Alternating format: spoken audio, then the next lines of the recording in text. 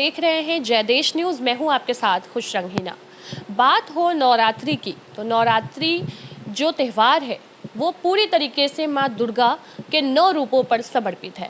माँ दुर्गा के 9 रूपों में ही 9 नारियों का रूप छुपा हुआ है।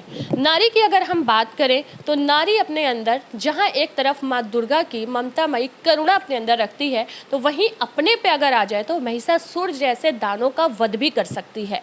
अपने अपने फील्ड में हर एक नारी किस तरीके के परिश्रम करके संघर्ष करके आगे पहुंची हैं और उनसे दूसरों को एक सीख मिलती है।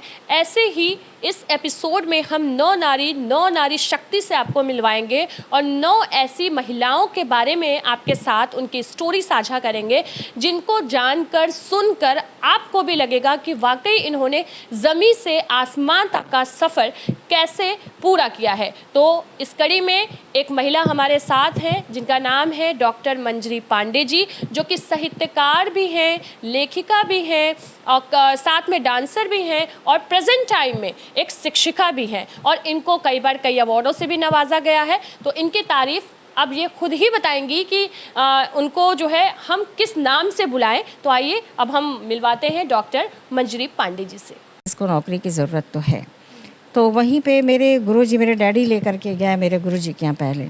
तो मेरे गुरुजी विद्यापीठ से, जिनके अंडर में मैंने पढ़ाई भी की थी, तो उन्होंने जब जाना तो कहीं अच्छी बच्ची है, इसके साथ बताइए ऐसा। तो उन्होंने क्या कहा, उन्होंने कहा ये पत्रकारिता की हुई है, पत्रकारिता का देखिए। फिर वहाँ मुझे लाभ मिला, क्योंकि पत्रकारिता करते समय हमारे जो संपादक जी थे वो कई बार कहते थे पत्रकार को ना प्रूफ रीडिंग आना चाहिए। तो वो मुझे कई बार जब कोई नहीं होता था प्रूफ रीडिंग तो मुझे दे देते थे, देखो ऐसे करो। मुझे प्रूफ रीडिंग वहाँ से मैंने सीख लिया था। तो मेरे गुरुजी ने कहा कि मैंने कहा मैं प्रूफ रीडिंग जानती हूँ। तो वो मुझे ले गए वाराणसी संस्कृत संस्थान। उन्होंने कहा कि इसको प्रूफ रीडिंग का काम दीजिए। तो उन्होंने कहा लड़की और प्रूफ रीडिंग। तो उन्होंने कहा मेरी वहाँ पर भी लड़की की बात आ गई। लड़की, उन्होंने कहा लड़की और प्रूफ रीडिंग। तो वो ज़माना भी बहुत दूसरा था ना, बहुत दूसरा। ये कब की बात? मुझे लगता है 85 के दौर की बात है। बहुत ज़माना था, उसमें लड़कियां यहाँ इतनी एडवांस थी, से 30-35 साल पहले। हाँ। तो मेरे गुरुजी ने कहा मेरी शिष्या है, मतलब ये एक बड़ा वो था, उनको इतना कॉन्फिडेंस था उनका, मेरी शिष्या है। तो उन्होंने कहा कि गुरुजी आप ही की किताब लगी है, दे दें। मतलब रिस्क भी लेना है तो गुरुजी की बुक पे लेना है। उन्होंने कहा अच्छा दे दीजिए। तो मैंने अपनी गुरु की किताब की प्रूफ रीडिंग से मैंने प्रूफ रीडिंग शुरू किया। वो एक मेरा पेशा बन गया, मेरे पैसे अर्निंग का माध्यम बन गया। और उसके बाद तो फिर मेरे पास पूछिए मत, क्योंकि वो एक वायरल की तरह वो फैला कि अरे भाई वो महिला जो है, मैडम जो है, वो तो बहुत जल्दी प्रूफ रीडिंग देख करके, मुझे तो पैसों की ज़रूरत थी, सो मुझे करना था, जितनी जल्दी करूँगी उतने पैसे आएंगे। तो वो करके जो है अब मेरे पास 2-3 प्रेस के काम आने लग गए। इवन एक आध एक कोई नेपाली भी प्रेस का, तो उन्होंने कहा नेपाली का भी आप देख लीजिएगा। मैंने कहा थोड़ा बहुत ज़रूर देख लूँगी, आप भेजिएगा। उन्होंने कहा हिंदी करेक्ट करना है, मैंने कहा वो करेक्ट कर दूँगी। तो उनका संशोधन करने का वो भी मैंने किया। फिर संपूर्णानंद की जो गाइड लिखी जाती है, शास्त्री और आचार्य इन सब की, मैंने उनकी गाइड लिखी, बहुत गाइड लिखी। वहीं से लिखने का शौक शुरू हो। मुझे पैसे का, चूँकि ज़रूरत पैसे की थी, मैं 5 साल के पेपर कलेक्ट करके उनसे इतनी अच्छी गाइड लिखती थी। वो लोग बार बार इसलिए लिखवाते थे कि आपकी गाइड में से प्रश्न फंसते हैं। अच्छा। ये एक चांस की बात। तो ज़रूरत ही आपका जो है वो नाम करता बनता गया, ये रास्ता बनता। हाँ, रास्ता बनता गया। ज़रूरत मैं उसमें करती चली गई, ज़रूरत बन गया। मुझे अच्छे पैसे उसके भी आने लगे। फिर उसी में एक जने ने कहा कि मेरे बच्चों का ट्यूशन करना है, आप कर दीजिए। मैं उनके घर लेकिन जाना था, उसमें ये शर्त थी। तो 2-3 ट्यूशन उन लोगों ने, अच्छे ट्यूशन्स थे, तो मैं वहाँ 2-3 घर जाके ट्यूशन करने। तो बहुत थक जाती होंगी, एक तो बच्चे संभालना, घर का काम करना, बाहर प्रूफ रीडिंग करना, फिर ट्यूशन देना। हाँ, ट्यूशन मैं घर से बाहर से करके आती थी और बच्चे मैं यहीं नदीसर पे रहती थी, उसके पास में ही स्कूल मेरे रिलेशन में थे, उनका ही था। तो इसीलिए वहाँ उन्होंने, पहले बच्चे मेरे वनिता विश्राम में पढ़ते थे, फिर वहाँ से नाम कटा के फिर वहाँ, इसलिए उन्होंने कहा कोई बात नहीं, तुम चिंता नहीं करना, दिन में, चूँकि मेरे रिलेशन में वो थी तो बच्चे दिन में यहीं रह लेंगे। दिन में वो खाना भी खिला देती थी, खाना ना खा के इस तरह से एक स्ट्रगल करके फिर बच्चे मैं शाम को लेके आती थी, बच्चे घर में आते थे, छुट्टी उट्टी हो ऐसे दिन। तो फिर मेरे पास प्रेस का जब बहुत आने लग गया, तो एक बार मेरे हस्बैंड बीच में आए एक बार जब आपका नाम होने लगा, जब आप थोड़ा संभल गई, तब वो आए। फिर आए तो, लेकिन आए तो मेरे लैंडलॉर्ड वगैरह सब बहुत अलर्ट थे। वो ज़माना बहुत दूसरा था। उन लोगों ने कहा कि इतने दिन बाद ये आदमी क्यों आया है, कुछ मतलब भी हो सकता है। तो उन लोगों ने हमसे कहा कि आप ना घबराइएगा नहीं, कोई दिक्कत करे ये आदमी तो आप चिल्लाइएगा, हम सब सोएंगे नहीं, रात भर जगे रहेंगे। वो भी एक दिन। वो भी एक दिन था, इतना सपोर्ट। और ईश्वर के दया से उन्होंने कहा भी यही सीधी बात है कि फिर से समझौता ये, वो हमने कहा वो नहीं हो सकता। फिर आपने अकेली लाइफ चुनी। फिर मैंने वहाँ से, मेरी अकेली लाइफ हो गई। फिर महाबोधि सोसाइटी में बॉन्ड निकला था, फिर मैं यहाँ आई।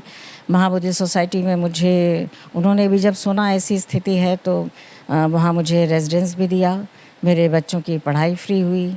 फिर वो चूँकि बनते लोग श्रीलंका के थे तो बट नेचुरल है, उनके पास अचार और पाउडर का दूध और चाय की पत्ती हेन तेन सब उनके पास आते थे। तो मैं यहाँ प्रूफ भी करती थी और वो भी करने लग गई। तो धीरे धीरे ये सब करते करते वहीं पे महाबोधि में मैं ऑफिस असिस्टेंट का भी आधा टाइम काम करने लगी। क्योंकि आधे टाइम स्कूल करती थी, फिर आधे टाइम मैं ऑफिस असिस्टेंट का काम करती थी। तो यहीं से मुझे फिर सरकारी नौकरी का केंद्रीय विद्यालय का फॉर्म आया, वहाँ मैंने भरा और मेरा सिलेक्शन सबसे पहले गुवाहाटी हुआ, असम।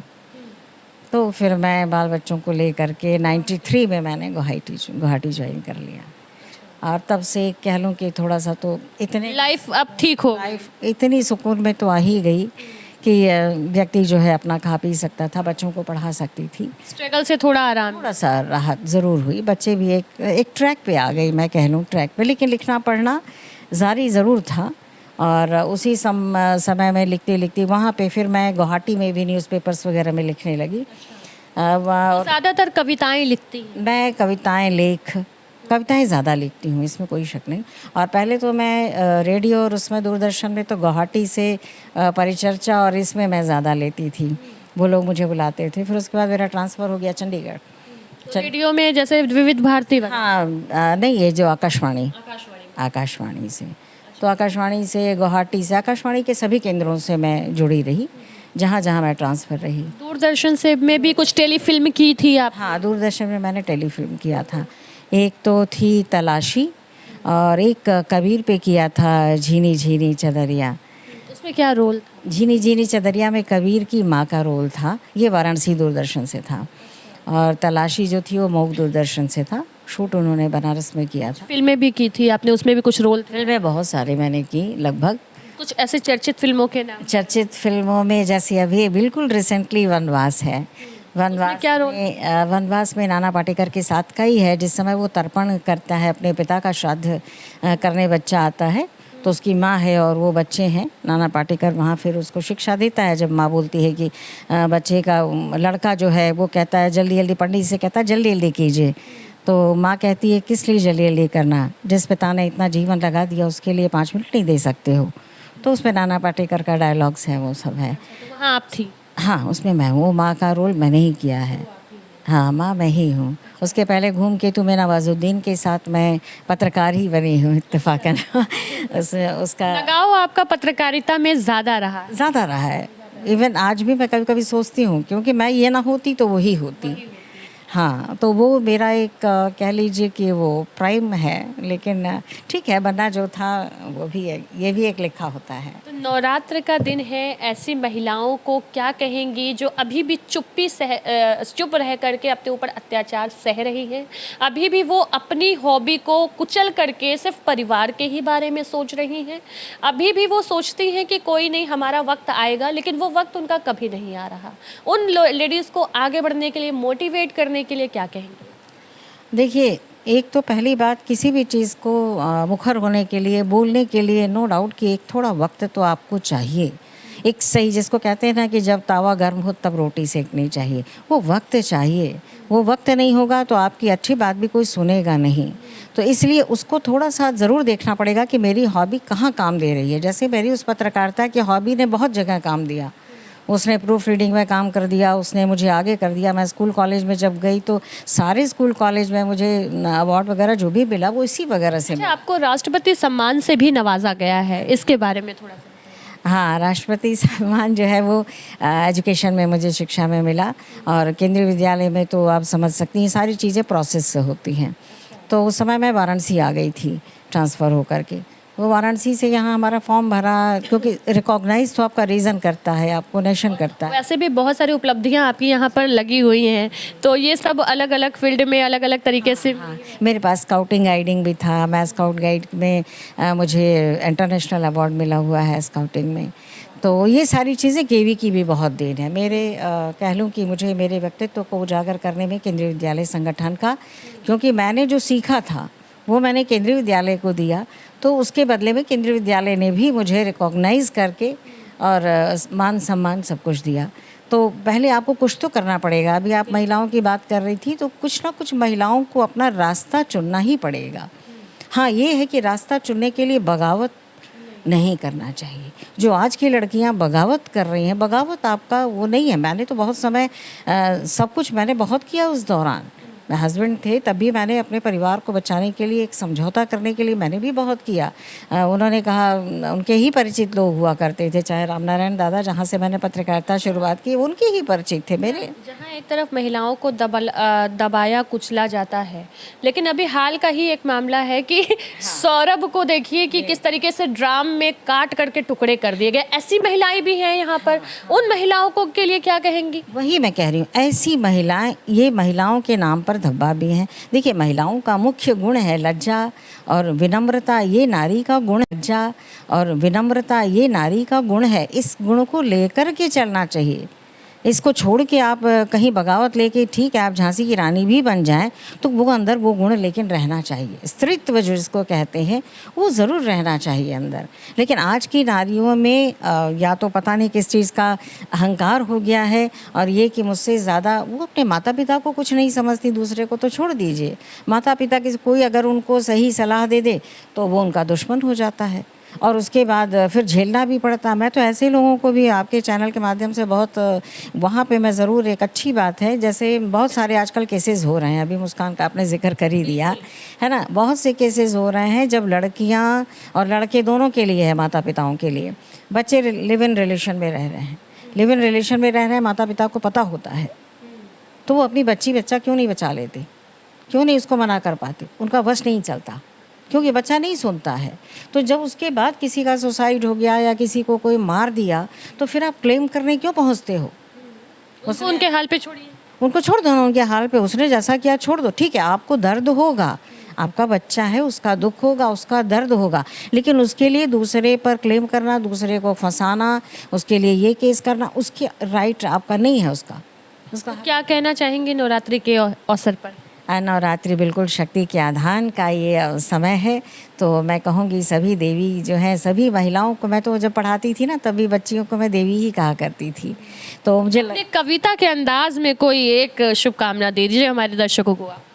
हाँ, कविता के अंदाज में ही दे दूँ कुछ इस अंदाज से, इस देश की रौनक बढ़ाते हैं, कुछ इस अंदाज से इस देश की रौनक बढ़ाते हैं, दिए मिल्लत की हम तो मंजरी हल पल जलाते हैं, मिसालें मिल नहीं सकती हमारे भाईचारे की, मिसालें मिल नहीं सकती हमारे भाईचारे की, कि हम होली दिवाली ईद मिलजुल कर मनाते हैं। तो ये बहुत खूबसूरत मैम ने कहा, ये पंक्ति बहुत खूबसूरत कही, और नवरात्रि के अवसर पे इनकी ये मधुर आवाज़ में इनकी ही गाई हुई गज़ल कह लें या कविता कह लें, इन्होंने बहुत खूब हमारे चैनल के साथ साझा किया। तो मैम यहीं पर हम आपको अब धन्यवाद देंगे और कोशिश करेंगे कि अगली बार फिर किसी टॉपिक पे आपसे बातचीत। ज़रूर ज़रूर, मैं चाहूँगी, बात तो बहुत सारी करने के लिए, मेरे समय का भी थोड़ा सा समय का वही बात है, मेरे लाइफ के उस स्ट्रगल पर, पर्टिकुलर उस पोर्शन पर, एक बेंगलोर के प्रोफेसर डॉक्टर इंदु झुनझुनवाला, उन्होंने एक उपन्यास लिखा है काव्या, जो रियल स्टोरी है मेरी, जिसपे फिल्म वाले अभी फिल्म बनाने की भी सोच रहे हैं, उनका भी ऑफर है। देखिए जल्दी ही हमें काव्या की कोई फिल्म भी देखने को मिल सकती है। काव्या मैं ही हूँ, पहले उन्होंने नाम इसलिए बदला था, मैंने कहा डिस्क्लोज मत कीजिए, बहुत लोग शायद डिस्क्लोज हो जाएं, लेकिन बाद में जब हो गई तो उन्होंने कहा मैडम इतनी हिम्मत की है, थोड़ी सी और कर लीजिए। मैंने कहा करिए तो डिस्क्लोज। बिल्कुल, हम भी ये काव्या ज़रूर पढ़ेंगे क्योंकि इसमें मैम की पूरी डिटेल्स दी हुई है, इनके स्ट्रगल की पूरी कहानी दी हुई है। तो ऐसे ही कई सशक्त महिलाओं की कहानी आगे भी हम आपको दिखाने वाले हैं। तो इस नवरात्रि की कड़ी में हमारे चैनल से ज़रूर जुड़े रहिए और इस एपिसोड को देखते रहिए। तो टोटल 7 एपिसोड होगा। ये पहला एपिसोड था जिसमें हमने डॉक्टर मंजूरी पांडे जी से बात की और इन्होंने बताया कि किस तरीके से पत्रकारिता जगत में भी इन्होंने कमाल किया, कैसे ये केंद्रीय विद्यालय में काम करके सेवानिवृत्त हुई हैं, कैसे इनके ऊपर घरेलू हिंसा हुई और उससे ऊपर इन्होंने कैसे निकला। तो आज पिछले परिवेश के अकॉर्डिंग आज की तुलना में जो परिवेश है उसको देखते हुए इन्होंने काफ़ी अच्छी संदेश भी दिए हैं आजकल के नौजवानों को। तो इसी तरह की जानकारी के लिए, इसी तरह की न्यूज़ देखने के लिए बने रहे हमारे चैनल जय देश के साथ। मैं हूं आपके साथ खुशरंग हिना। तब तक के लिए धन्यवाद।